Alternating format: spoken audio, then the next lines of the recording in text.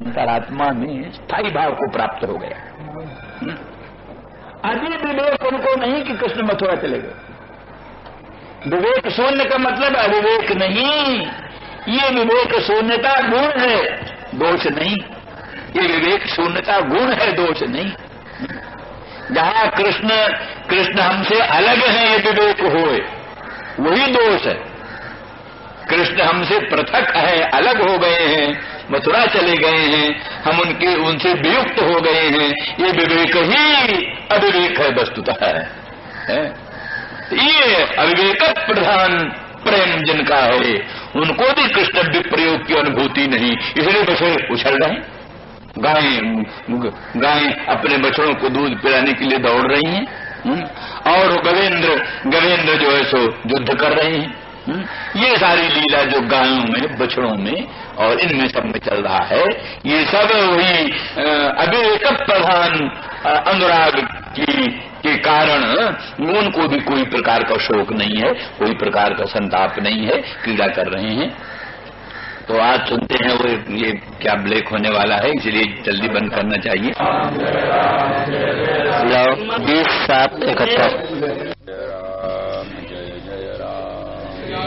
राम जय राम जय जय राम। पुत्र अग्निर्कादित गो विप्र पितृदेवार्चनान्वितैः गोपदीपैश्च माल्यैश्च गोपाभाषैर्मनोरमम्।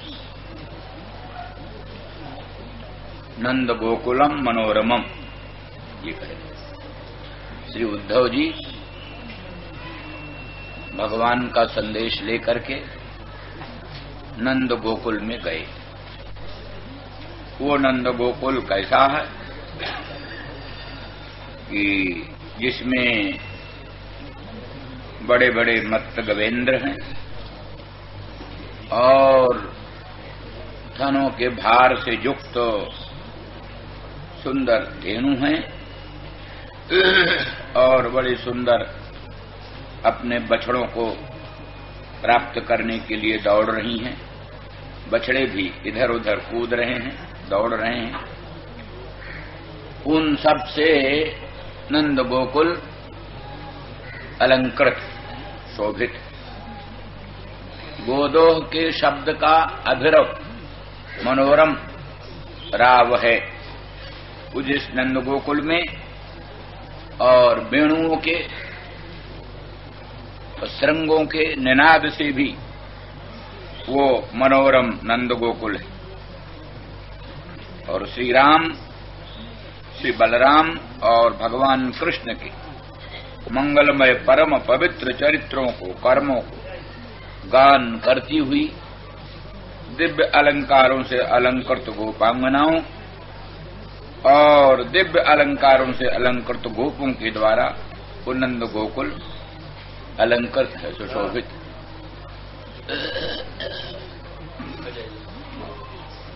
जगह है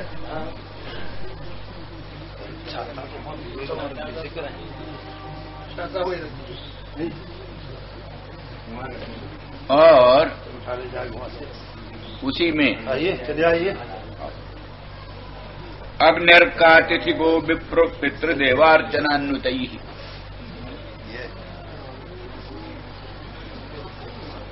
अर्थात वो नंद गोकुल लौकिक वैदिक सर्वविध शुभ कर्मों से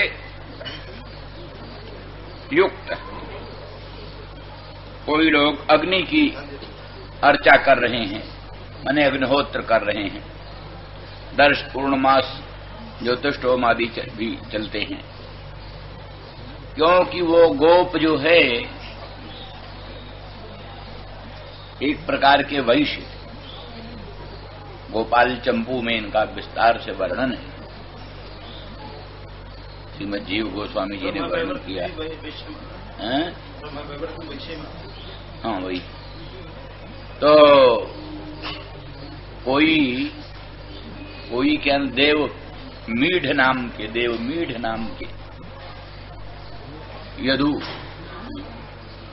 यदुवंशी थे। उनसे वैश्य कन्या में उत्पन्न सन्नंद उपनंद आदि हुए, उन्हीं में से नंद हुए। इसलिए इनको सबको ही वैदिक कर्म का अधिकार है ही। वेद का अधिकार ब्राह्मण को, क्षत्रिय को, वैश्य को, तीनों को होता है। इसलिए ये सब लोग भी अग्नि का अर्चन करते हैं। उनके यहाँ अग्निहोत्र हैं, स्मार्त अग्निहोत्र अथवा श्रौत अग्निहोत्र। और अर्क की पूजा होती है भगवान सूर्य की, अतिथियों की अर्चा होती है, गौओं और ब्राह्मणों की पूजा होती है, पितरों और देवताओं की पूजा होती है। भगवान श्री कृष्णचंद्र का मंगलमय धाम नंद गोकुल है, इसलिए संपूर्ण श्रौत स्मार्त धर्म कर्म वहां सांगोपांग रूप से विराजमान है। धूप दीप ये तांत्रिक कर्म भी हो रहा है। ये तो सब क्या वैदिक कर्म है। अग्नि, अर्कोपस्थान, सूर्योपस्थान, अग्नि की पूजा, गो विप्र पितृ देवार्चन आदि, लेकिन धूप दीप माल्य आदि द्वारा तांत्रिक अर्चन भी होते हैं। और गोपाबासैर मनोरमम उत्तम जो बड़े बड़े गोप हैं उनके जो आवास हैं, निवास स्थान, उत्तम ग्रह, उनके द्वारा मनोरम है। अर्थात केवल ये नहीं कि आभीर पल्ली मात्र, आभीर पल्ली में जैसे कुछ तो घोष छोटे छोटे कुटीर होते हैं वैसा ही नहीं था। माने विशिष्ट विशिष्ट गोपावास थे, उन सब से वो अलंकृत था। क्योंकि नंद बाबा के अनंत धन धान्य था, अनंत रत्न, अनंत मणि, अनंत प्रकार के हीरक आदि, आगे वर्णन आएगा। ये भी इच्छा थी नंद बाबा को कि कम से कम श्री कृष्ण यहाँ आए और हम दोनों नंद यशोदा हैं, हमारे देहांत होने के बाद हमारी इस अपार संपत्ति का अधिकारी कौन। इसलिए ये अपरिगणित जो हमारा गोधन है, वहां वर्णन है क्या नाम, कृष्ण वत्सैर असंख्यातैर यूथी कृत सुवत्सकान। जिस समय भगवान बछड़ा चराते, गाय नहीं बछड़ों को चराते थे, तो उस समय बहुत से ग्वाल बाल अपने बछड़ों को श्री कृष्ण के बछड़ों में मिलाकर बछड़ों को चराने चलते थे। वहां का वर्णन है, क्या नाम है, कृष्ण वत्सैर असंख्यातैर। भगवान कृष्ण के बछड़े असंख्यात थे, जिनकी कोई गिनती नहीं। और एक एक ग्वाल बाल के बछड़े कितने थे, वहां लिखा स्वान स्वान सहस्रो परिसंख्यान्वितान, 1000 से अधिक संख्या वाले, 1000 से अधिक संख्या वाले अपने अपने बछड़ों को श्री कृष्ण के असंख्यात बछड़ों के साथ मिलाकर कृष्ण के साथ वत्सचारण के लिए ग्वाल बाल चलते। तैतावता ग्वाल बाल भी अपरिगणित थे, अपरिगणित ग्वाल बाल और उनके सहस्र से अधिक संख्या वाले बछड़े, और उन सब बछड़ों को लेकर के कृष्ण के असंख्यात बछड़ों के साथ मिला करके वत्सचारण के लिए। अब इन सब बातों का समाधान हमने कई बार कर दिया है कि इतने सबकी छोटे से ब्रज में कैसे हो सकती है, इतनी गाय, इतने बछड़े, इतना गोपों की संख्या, इतने गोपियों की संख्या कैसे बन सकती है। तो स्वल्प काल में महान काल का अंतर्भाव, स्वल्प देश में महान देश का अंतर्भाव, ये जोगज शक्ति से संभव है। इसलिए भगवान की जो मंगलमयी योग माया शक्ति के द्वारा, जैसे प्रहर चतुष्टयवती एक रात्रि के भीतर अनंत कोटि ब्राह्मी रात्रियों का सन्निवेश योग माया ने किया, वैसे तो 4 पहर की रात्रि, प्रहर चतुष्टयवती एक रात्रि, लेकिन उसमें कोटि कोटि अनंत अनंत ब्राह्मी रात्रियों का सन्निवेश हुआ है, उसमें रासलीला संपन्न हुई है। तो जैसे योग वासिष्ठ में वो कथा है, लवण राजा के नेत्र निमीलन काल मात्र में 100 वर्ष की अनुभूति हुई, 100 वर्ष का पूरा दृश्य उसने अनुभव किया है। इधर व्यवहारिक जगत में एक नेत्र का निमीलन मात्र हुआ, पलक पड़ी है, पलक पड़ी है और खुली है। इतने ही में वो देखता है कि 100 वर्ष का भीषण दृश्य देख करके आया, कांपने लगा। वशिष्ठ ने कहा वो सत्य भी है, तुम्हारा स्वप्न नहीं, सत्य भी है। जाकर दिखाया था वही 100 वर्ष के जीवन के जो अवशेष हैं, उसके पुत्र पौत्र आदि उन सब का दर्शन कराया है, तब देखा है तो सही बात। तो इसलिए अल्पकाल में महान काल का अंतर्भाव। कभी कभी एक यहाँ के 2 मिनट की निद्रा में और बड़ा लंबा स्वप्न दिखाई दे जाता है। कोई प्राणी बीमार रहता है, घोर बीमार रहता है, तो एक मिनट बड़ी लंबी हो जाती है, उसी का बीतना बड़ा कठिन हो जाता है। और जिस समय प्राणी को आनंदोद्रेक होता है, आनंद का आधिक्य होता है, तो फिर बड़ी से बड़े दिन राति 1 मिनट में जाते हुए मालूम पड़ते। वो कंडू महर्षि जो है सो संध्या बंदन करने के लिए उतावले होकर चले, तो वो ब्रह्मलोचा अप्सरा कहती है क्यों महाराज, क्यों बहुत जल्दी है? संध्या की बात है। बोले महाराज हजारों संध्याएं आपकी छूट गई। कितने युग हो गया हमको आए, तो हजारों संध्याएं आपकी छूट गई हैं, आज कैसी जल्दबाजी। तो कहने का अभिप्राय यह है कि अनुकूल स्थिति में महान काल व्यतीत हो जाता है क्षण भर के तुल्य, और प्रतिकूल काल में थोड़ा ही सा काल महान काल जैसा प्रतीत होता है। गोपी नाम परमानंद आसीत गोविंद दर्शने क्षण युग शतमेव जासांजेन बिना भवत। गोपांगनाओं को भगवान के दर्शन में अनंत आनंद प्रतीत होता है, लेकिन उनके विप्रलम्भ में, वियोग में क्षणम युग शतमेव, एक क्षण 100 युग के तुल्य बीतता। क्षण कितना बड़ा होता है और 100 युग कितना बड़ा होता है, परंतु क्षण जो है 100 युग के तुल्य प्रतीत होता है। इस दृष्टि से योग माया शक्ति के प्रभाव से उस वृंदावन धाम में अनंत अनंत गोपांगनाएं थी, और अपरिगणित ग्वाल बाल थे, अपरिगणित बछड़े थे। कृष्ण के बछड़े, ग्वाल बालों के बछड़े, सबका अंतर्भाव उसमें चलता था।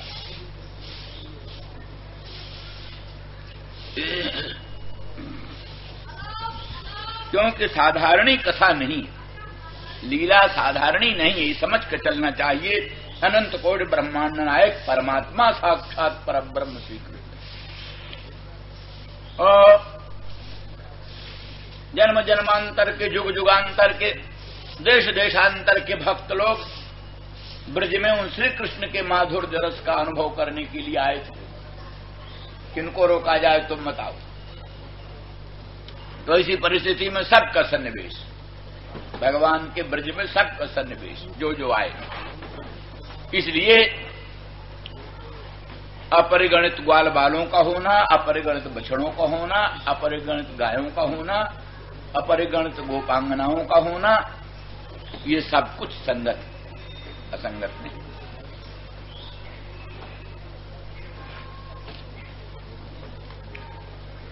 सर्वतः पुष्पित वनम द्विजालिकुलनादितम। ये भगवान श्री कृष्ण ने अपने परम भक्त उद्धव को श्री कृष्ण संयोग प्रकाश का अनुभव कराया।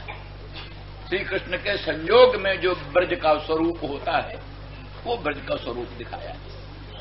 वस्तुतः श्री कृष्ण के विप्रलम्भ में जो ब्रज का प्रकाश होता है, वो दूसरे ढंग का, उसमें तो अत्यंत क्षीणता, जीर्णता, और पुष्प भी मुरझाए हुए, लताएं भी, तरु भी सब मुरझाए हुए कृष्ण के वियोग में, कृष्ण के वियोग में वृक्ष भी मुरझाए हुए।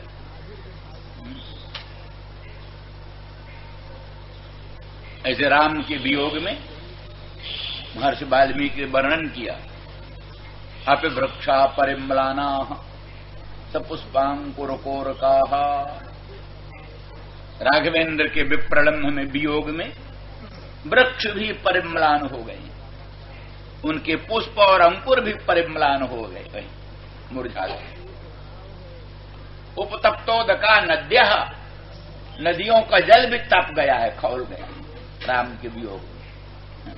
इसीलिए वो कई कहते हैं, इन गौड़िया संप्रदाय में क्या नाम, सनातन गोस्वामी, सनातन गोस्वामी का एक श्लोक है, संतोवतारा बहवः पुष्कर नाभस्य सर्वतो भद्रा, कृष्णादन्य कोवा लता स्वपि प्रेमदो भवती। बोले विष्णु के अपरिगणित अवतार हैं और एक से एक अच्छे, एक से एक श्रेष्ठ, सब श्रेष्ठ हैं। बोले कहते कृष्णादन्य कोवा लता स्वपि प्रेमदो भवती, लताओं में भी प्रेम प्रदान करने वाला कृष्ण से भिन्न और कौन हुआ। लताओं में भी प्रेम प्रदान किया, इसलिए वृंदावन धाम की लताएं भी मानो कृष्ण पाद पंकज से संस्पृष्ट भूमि के रज को स्पर्श करने के लिए झुके हुए। जहां देखो वृक्ष बिल्कुल झुके हुए हैं। नीम का भी वृक्ष वहां जितना लटका हुआ है डालें उसकी मानो भूमि को चूमना चाहती हैं, और वृक्षों की तो कहानी का। तो माने योगींद्र मुनीन्द्र दुर्लभ भगवान के जो पादार बिंद हैं, उनसे संस्पृष्ट भूमि को धन्य धन्य समझ करके उसको स्पर्श करने के लिए तमोपहत्यै, अपने तम के उपघात के लिए मानो उसका स्पर्श करना चाहिए। तो लताओं में भी प्रेम प्रदान कृष्ण भगवान ने किया। ठीक है, उनकी भावना बड़ी उत्तम है, लेकिन वाल्मीकि रामायण में देखो तो राम में भी वही चमत्कार है, वही चमत्कार राम में भी। इसलिए राम के विप्रलम्भ में उपतप्तोदका नद्यः, नदियों का जल उपतप्त हो गया। अब वृक्षा परिम्लाना, वृक्ष भी परिम्लान हो गए हैं, उसके पुष्प और अंकुर सब के सब परिम्लान हो गए हैं। तो जिसके संयोग में सुख नहीं होता, उसके विप्रलम्भ में ताप भी नहीं होता। ये असाधारण संबंध होता है। जिसके सम्मिलन में सुख, उसी के विप्रलम्भ में ताप, जिसके विप्रलम्भ में ताप, उसके ही संप्रयोग में सुख।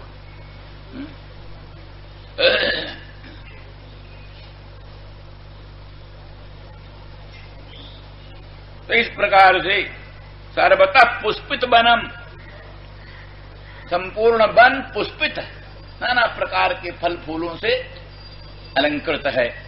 ये भगवान ने अनुग्रह करके विशेष रूप से उद्धव को अपने ब्रज का स्वरूप अनुभव कराया।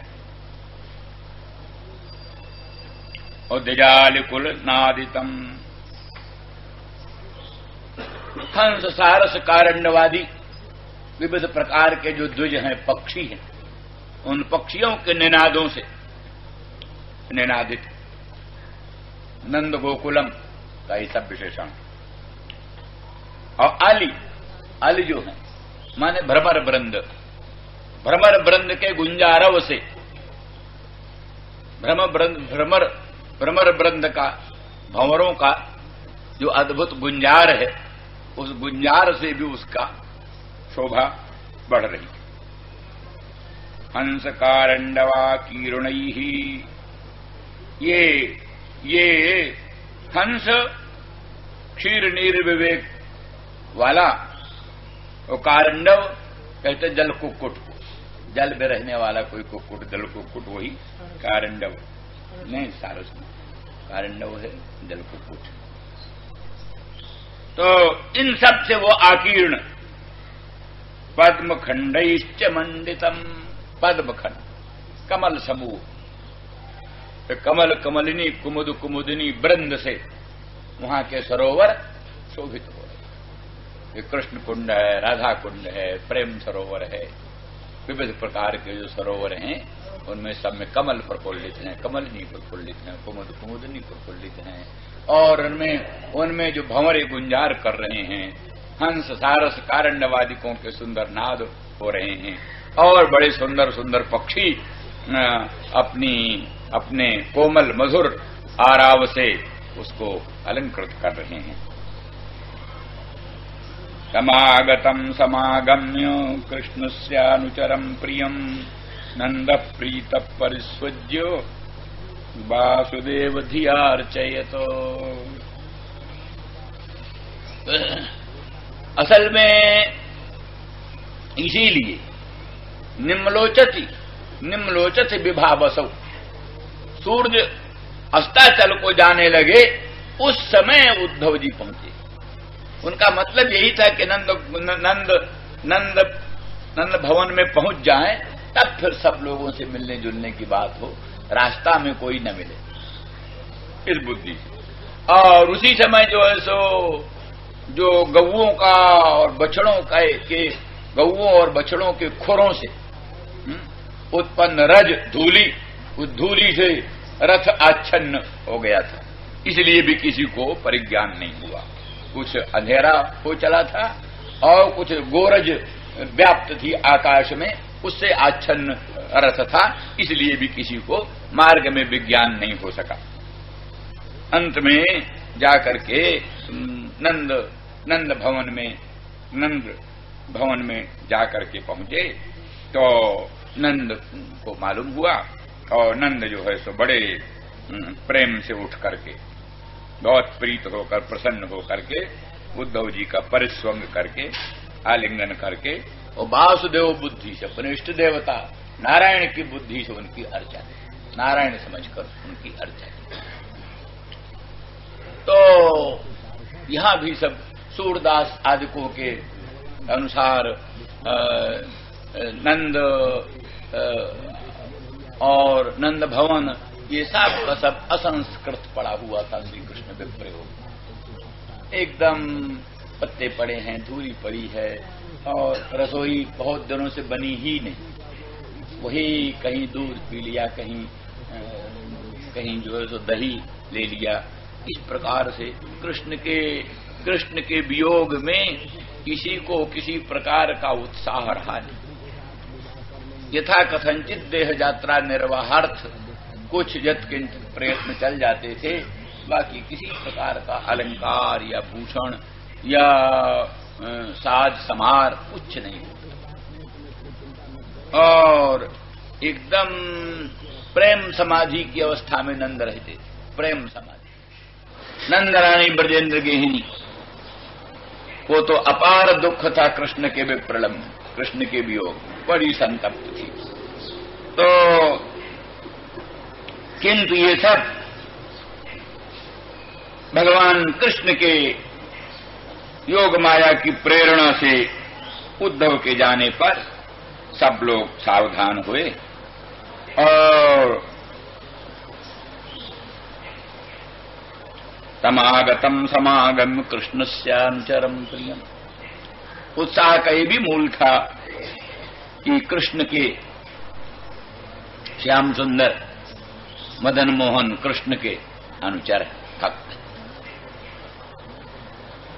तो भक्तों को, भगवान के भक्तों के दर्शन में बड़ा उत्साह होता है। कितना भी संताप हो,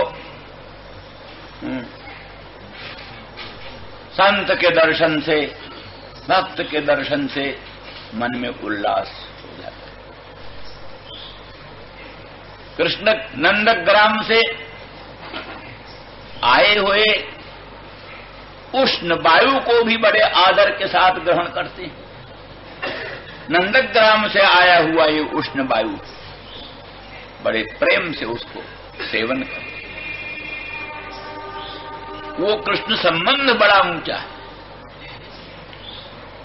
जितने भर भी ताप हैं, जितने भर भी दुख हैं, श्री कृष्ण के संबंध से वो संपूर्ण ताप, संपूर्ण दुख सुख रूप में परिणत हो जाते हैं, सुख रूप में परिणत, सुख रूप में प्रतीत होते। तो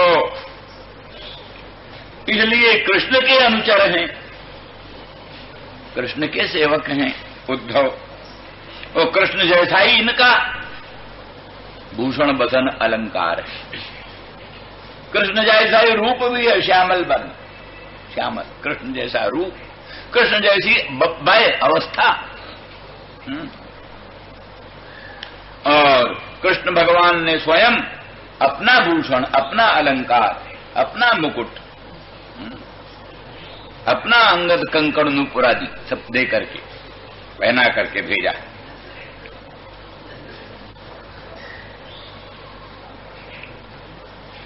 इसलिए कृष्ण से अनुचरम अतएव प्रियम, कृष्ण के अनुचर हैं इसलिए परम प्रिय।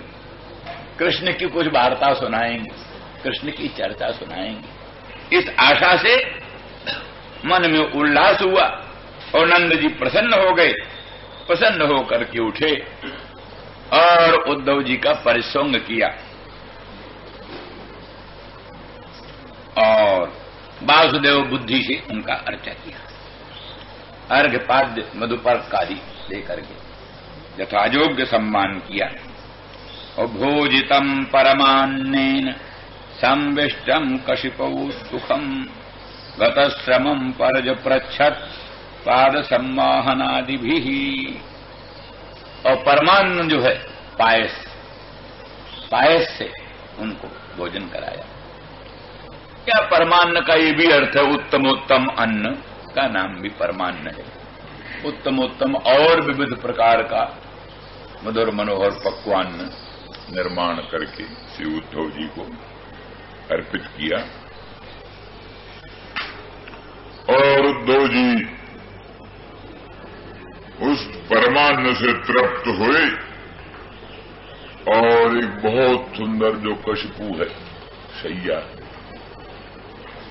सुंदर शैया कोमल, उस पर संविष्टाम, उस पर अपना लेट गए और सुखपूर्वक विश्राम किया। गतश्रमम, और उस समय में गतश्रम हुई। संपूर्ण श्रम जो है थकावट, मार्ग की थकावट दूर हो। तब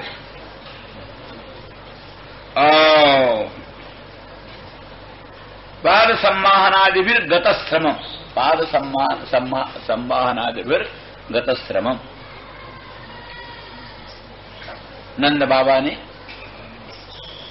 अपने भृत्यों को नियुक्त किया, इनका पाद सम्माहन करो। अवस्था के अनुरूप स्वयं पाद सम्माहन नहीं किया ऐसा समझना चाहिए, किंतु अपने भृत्यों को नियुक्त किया और पाद सम्माहन आदि करके और उनकी थकावट सब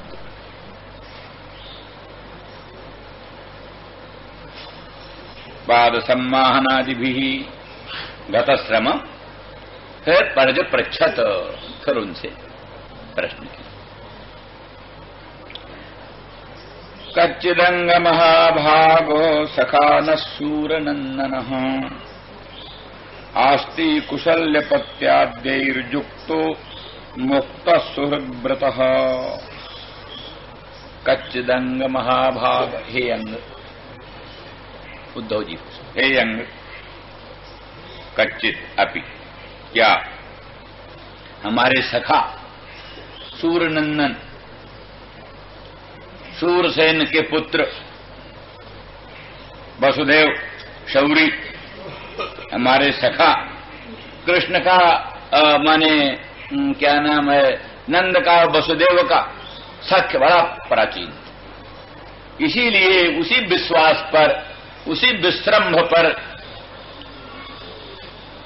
अपने पुत्र श्री कृष्ण को नंद भवन में जाकर रखा और नंद भवन में उत्पन्न भगवती नंद गोपगृहे जाता यशोदा गर्भ संभवा ततस्तौ नाशयिष्यामि विंध्याचल निवासिनी।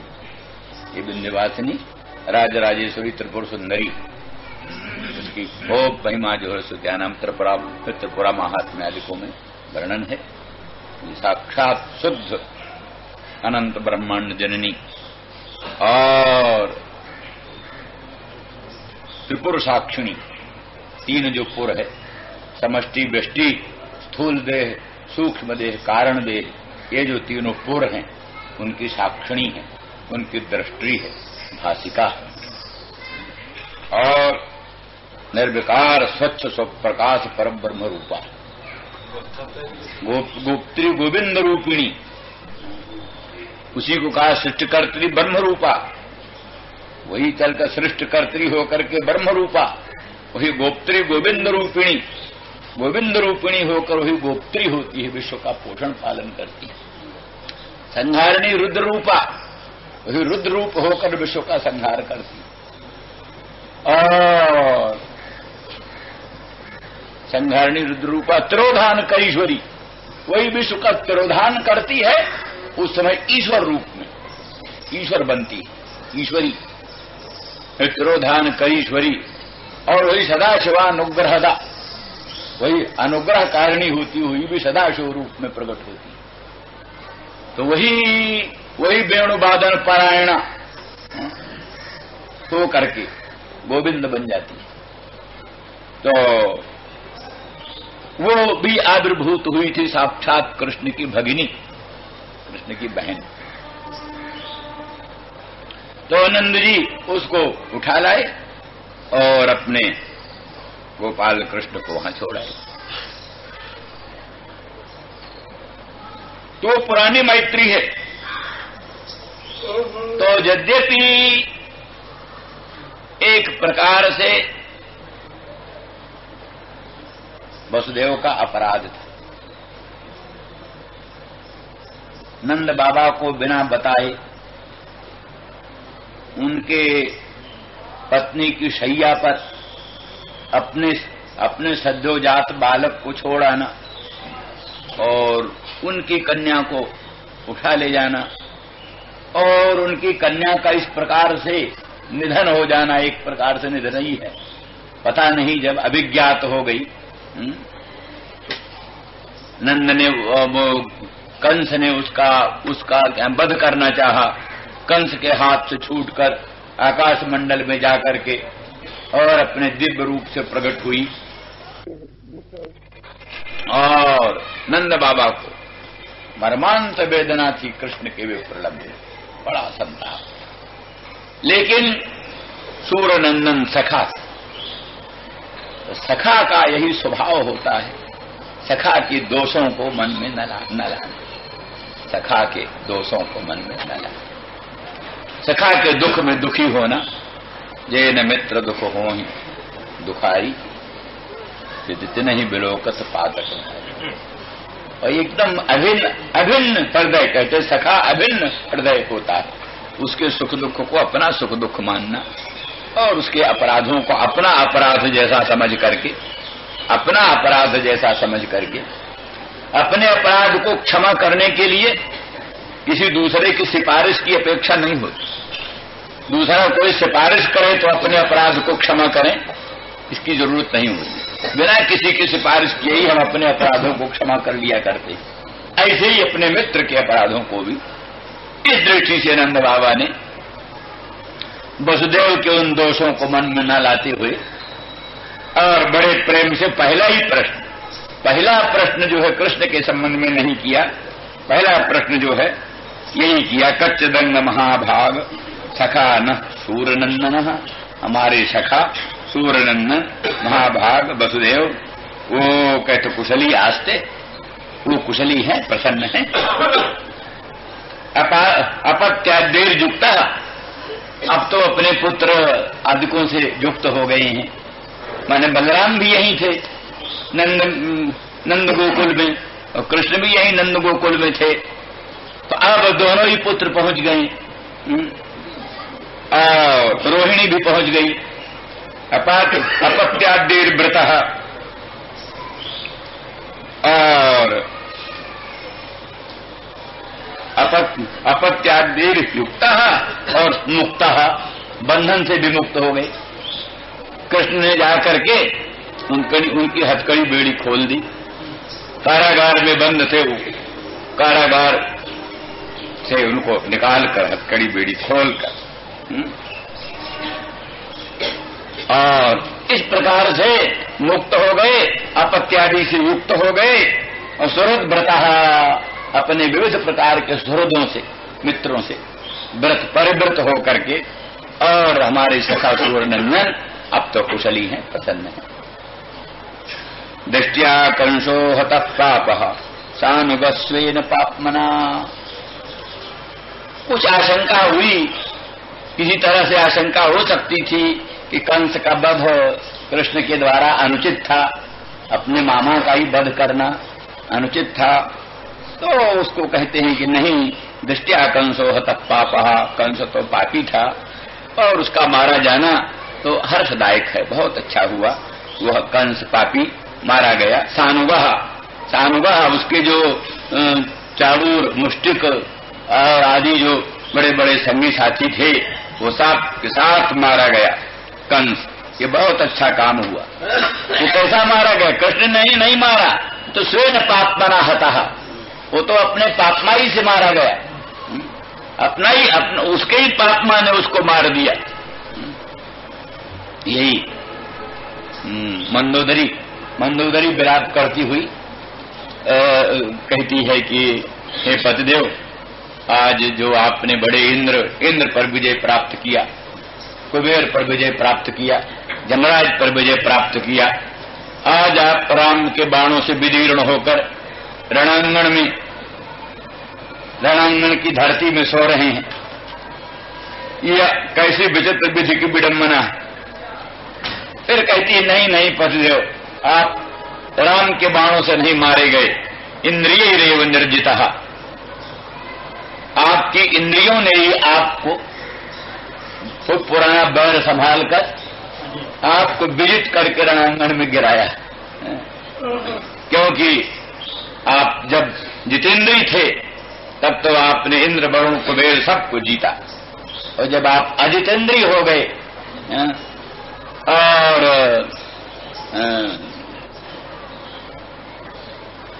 नाना प्रकार के अनाचार पापाचार में संसक्त हो गए, तो उन्हीं इंद्रियों ने तुमको रणांगण में राम के बाण के ब्याज से, राम का बाण तो ब्याज, राम बाण के ब्याज से इंद्रियों ने ही तुमको रणांगण में गिराया।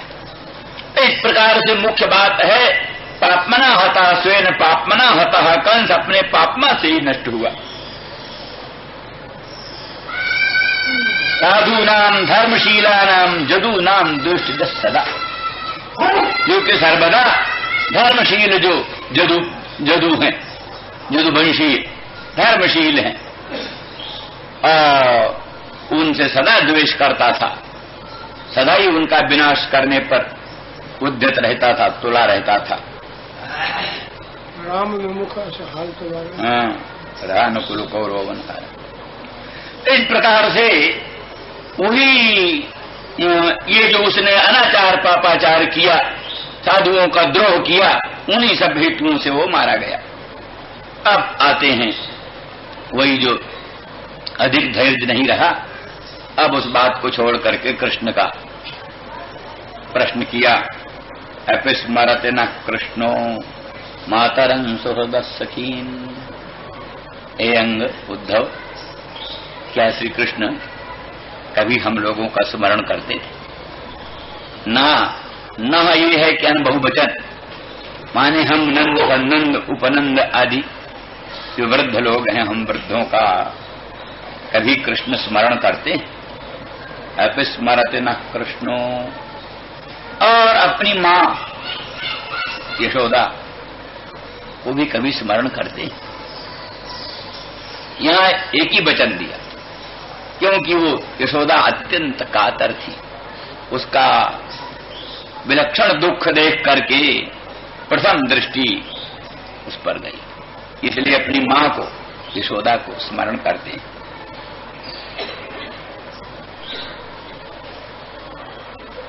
सुहृदः, और अपने जो सुहृद श्रीदामा सुबल आदि जो उनके सुहृद हैं, मित्र हैं, अंतरंग मित्र हैं, जो उन्हें प्रत्युपकारा नपेक्ष उपकार करने वाले सुहृद होते, जो मैंने प्रत्युपकार की अपेक्षा न करके जो हित करने वाला। कई लोग तो हित करते हैं लेकिन अपेक्षा रखते हैं, इनसे भी हमारा हित हो। तो मित्रोत्र कहलाते हैं। सुहृद वो कहलाते हैं जो प्रत्युपकार की अपेक्षा न करके उपकार करते हैं, हित करते हैं। ऐसे सुहृद जो कभी अपने सुख की कल्पना ही नहीं करते, निरंतर श्री कृष्ण के सुख में, श्री कृष्ण के हित में संलग्न रहने वाले मित्र, सुहृद।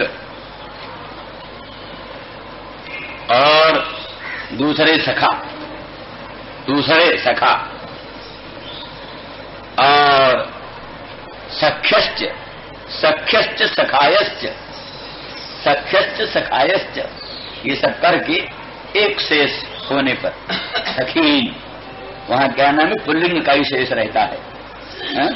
इसलिए इसी में सखीन में ही सखी भी आ गई, सख्यश्च सखायश्च, एक शेष हो गया सखीन। माने अपनी सखी लोगों को और अपने सखा लोगों को क्या स्मरण करते हैं कभी श्री कृष्ण।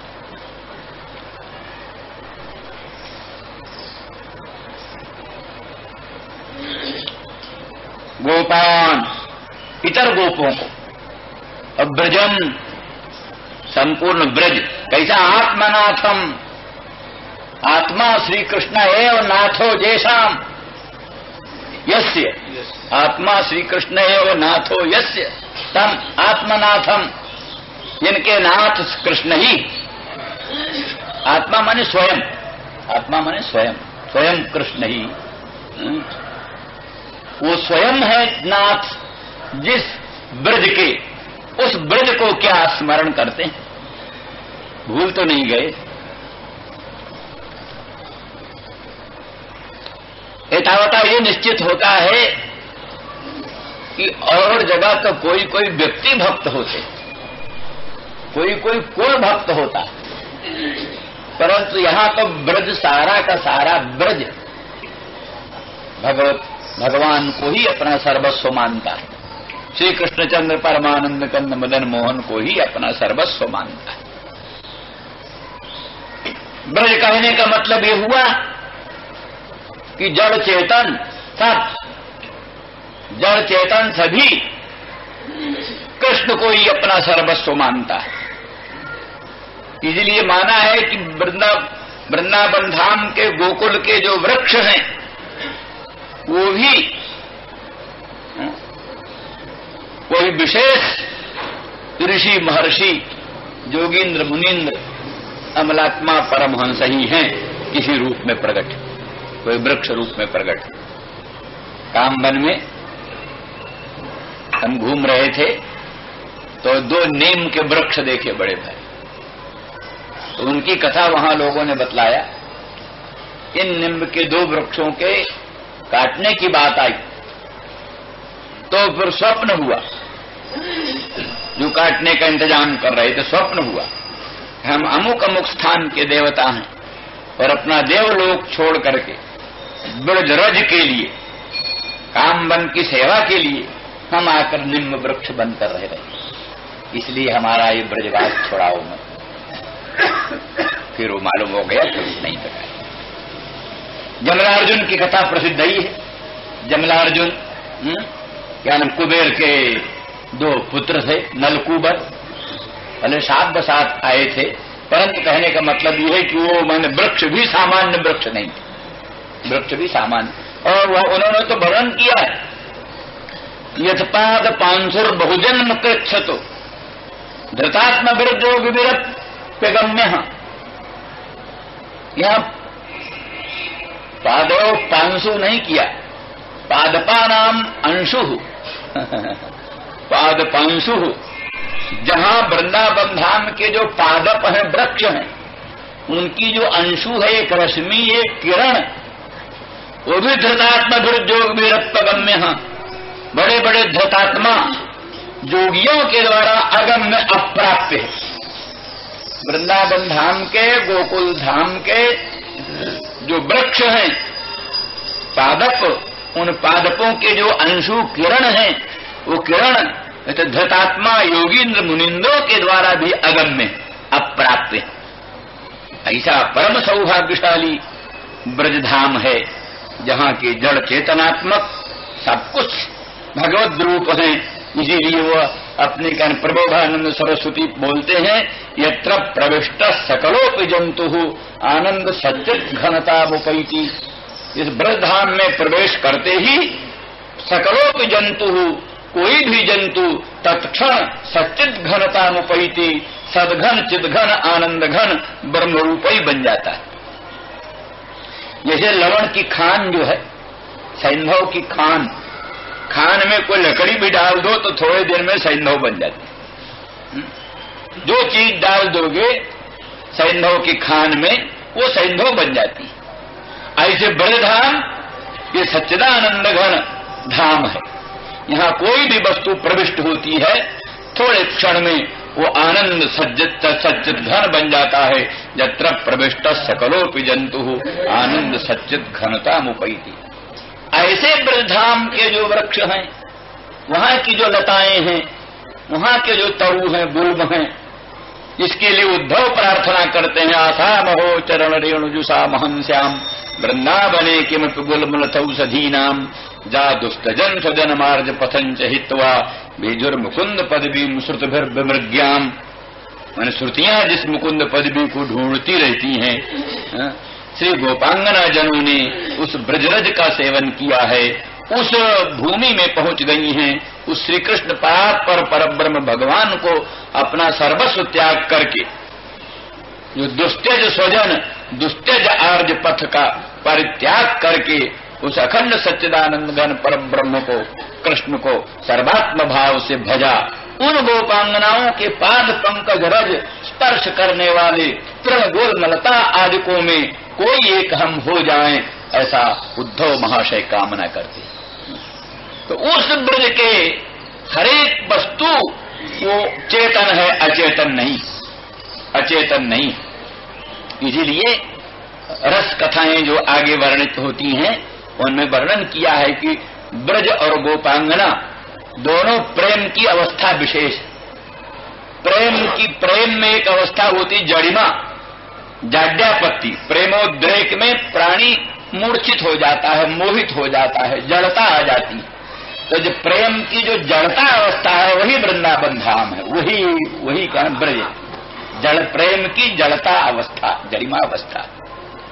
और प्रेम की दूसरी अवस्था होती है जिसमें उन्माद होता है, चंचलता होती है। वो उन्मादा अवस्था जो है वो गोपांगना, उसमें कुछ ज्ञान चैतन्य का भान होता है, चेतनता रहती है और उसमें अचेतनता रहती है। इस तरह से ब्रज और गोपांगना दोनों ही प्रेम की पृथक पृथक अवस्थाएं। तो ऐसी परिस्थिति में आत्मनाथम ब्रजम, अमुक अमुक की बात नहीं है, सारा का सारा ब्रज जड़ चेतनात्मक, सारा ब्रज आत्मनाथम। आत्मा श्री कृष्ण एवं नाथ यस्य तम आत्मनाथम, सबका एकमात्र नाथ स्वामी, प्रेमास्पद पद और परमानुराग का आस्पद, ध्येय गे परमाराध्य सर्वस्व श्री कृष्ण। तो उस ब्रज को आत्मनाथम ब्रजम, यानी कहने का मतलब दुनिया का स्वभाव है और कोई भूल जाए तो भूल जाए, पर जो अपने आप को ही सर्वस्व मानता है उसको तो नहीं भूलता। तो इसलिए श्री कृष्ण कम से कम आत्मनाथ ब्रज को तो नहीं भूलेंगे, आत्मनाथ ब्रज को तो नहीं भूलेंगे। इसलिए पूछते हैं कच्चित अंग हे महाभाग, वो कृष्ण हम सबको स्मरण करते हैं, अपनी माँ को स्मरण करते हैं, अपने सुहृदों को स्मरण करते हैं, सखियों सखाओं को स्मरण करते हैं, आत्मनाथ ब्रज को कभी स्मरण करते हैं।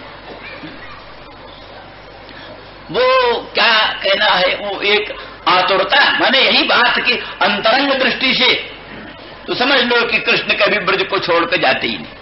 वृंदावनम परित्यज पाद में कन्न गच्छति, वही सिद्धांत है। लेकिन उसमें अंतर्मुखता और बहिर्मुखता दो अवस्थाएं होती हैं।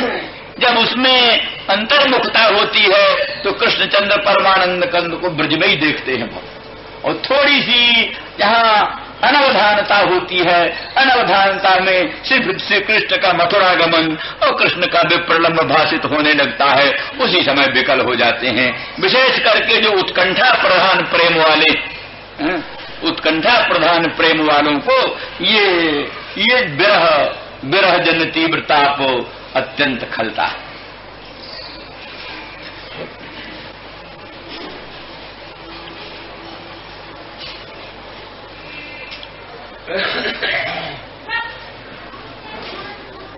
गावो वृंदावनं गिरिम, और गाय, गावो माने गाह, गाह के अर्थ में गावा, द्वितीया से बने।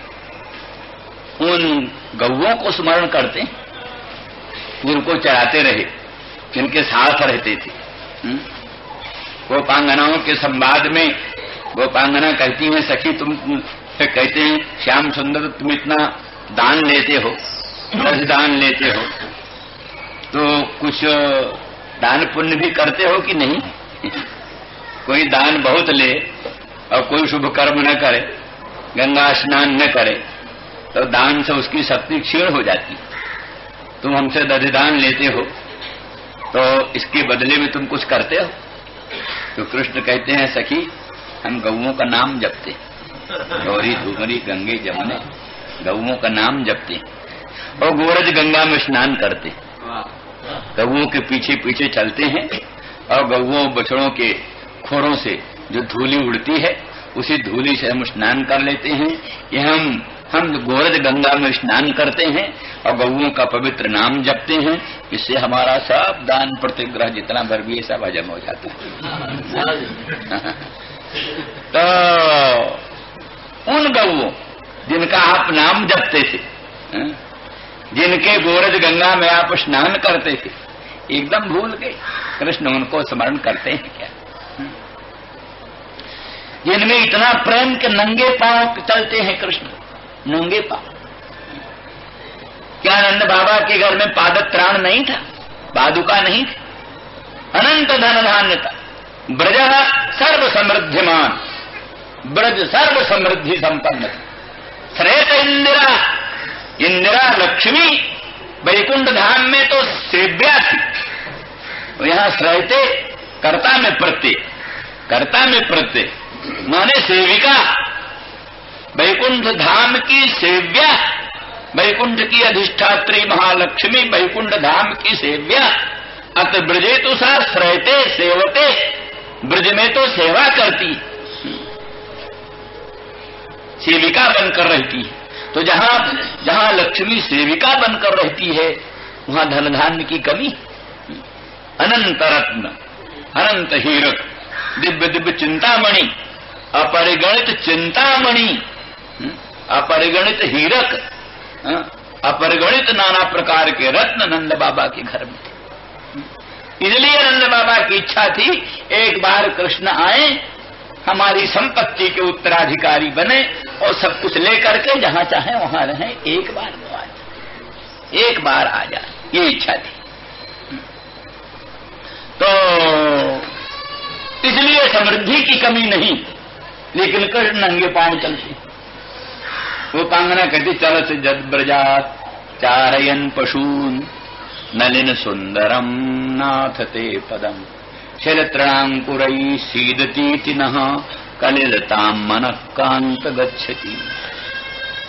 चल से जद ब्रजात चारयन पशून, गौओं को बछड़ों को चराने के लिए आप ब्रज से गोकुल से निकलकर वन में जाते हैं। चलसी जद ब्रजात चारयन पशु नलिन सुंदरम नाथ ते पदम, हे नाथ आपका चरणार बिंद नलिना दप्यत सुंदरम, नलिन जो कमल है उससे भी अत्यधिक सुंदर है।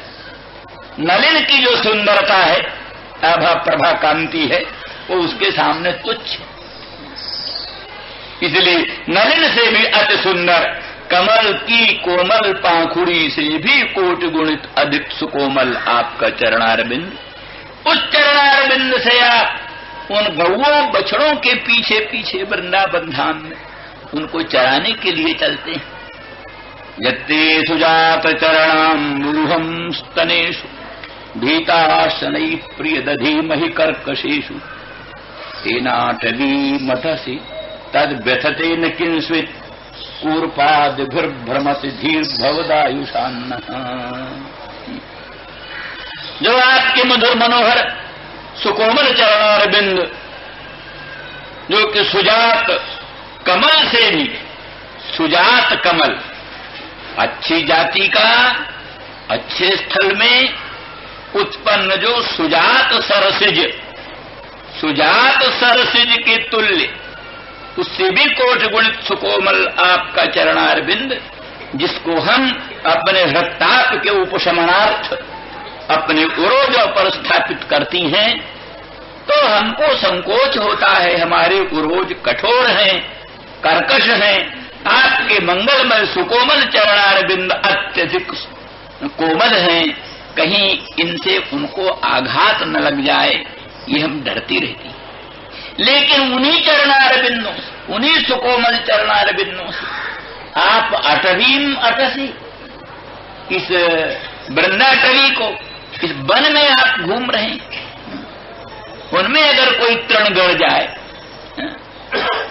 कोमलता की कल्पना है, मृदिमा की अधिष्ठात्री, मृदिमा कोमलता, मृदिमा की अधिष्ठात्री महालक्ष्मी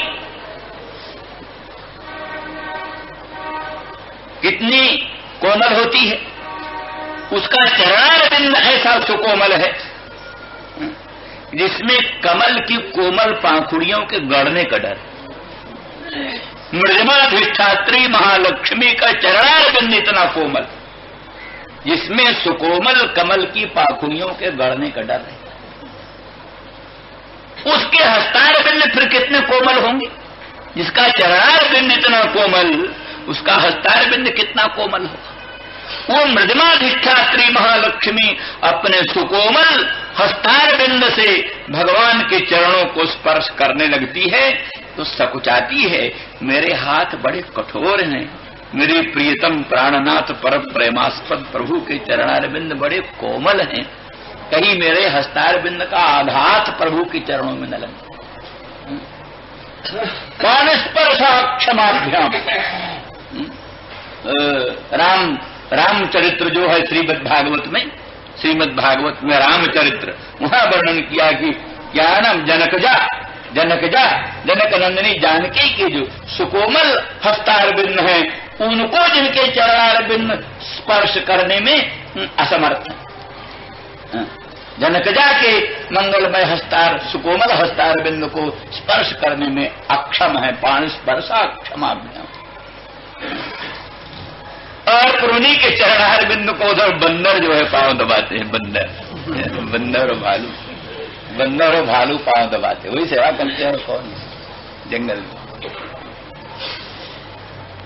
जो हरिंद्रानुजाभ्याम, तो ऐसा आपका मंगलमय सुकोमल चरणारविंद, उससे आप वृंदावन धाम में गौओं बछड़ों को चराने के लिए चलते हैं। कहीं कहते तृण अंकुर कुशकाश कहीं उस चरणों में गड़ जाए तो क्या हो। तल से जद ब्रजाचारयन पशु नलिन सुंदरम नाथ ते पदम शिल तृणांकुर सीदती मन कलिलताम कांत गच्छति। तो पादत्राण क्यों नहीं पहन लिया, जूता क्यों नहीं पहन लिया? तो जिस दिन पहले गोपाष्टमी को गोचारण की यात्रा हुई, मुहूर्त हुई, बाकायदे गौओं की पूजा की गई। श्री कृष्ण ने गो पूजा की, गौओं को बढ़िया दुकूल अर्पित किया, चंदन अर्पित किया, माला चढ़ाई, मधुर मनोहर लड्डू खिलाया गौओं को, और उनकी आरती उतारी, उनकी परिक्रमा किया, साष्टांग दंडवत प्रणाम किया गौओं को। और गौ चराने के लिए नंद बाबा ने कहा, लाला बेटा सुन लो। कहा, बाबा गौएं हमारी इष्ट देवता है ना, इष्ट देवता तो पादत्राण नहीं पहने, ये पादुका नहीं पहने हैं, इष्ट देवता ने पादुका नहीं पहना, हम कैसे पादुका पहने? अरे इष्ट देवता तो नंगे पांव चल रहा है और सेवक जूता पहन के चले। भरतलाल कहते हैं, सिर भर जाऊं उचित असमोरा, सबते सेवक धर्म कठोरा। जिस रास्ता से रामचंद्र राघवेंद्र भगवान पदाती चले हैं, पांवों से चले हैं, हमको तो सिर के बल चलना चाहिए। जहां स्वामी के पादार बिंद का विन्यास हुआ वहां सेवक का सिरो विन्यास होना चाहिए, सेवक का सिर पड़ना चाहिए। चिरबल जाऊं उचित समोरा, सबते सेवक धर्म कठोरा, सेवक धर्म बड़ा कठोर होता है।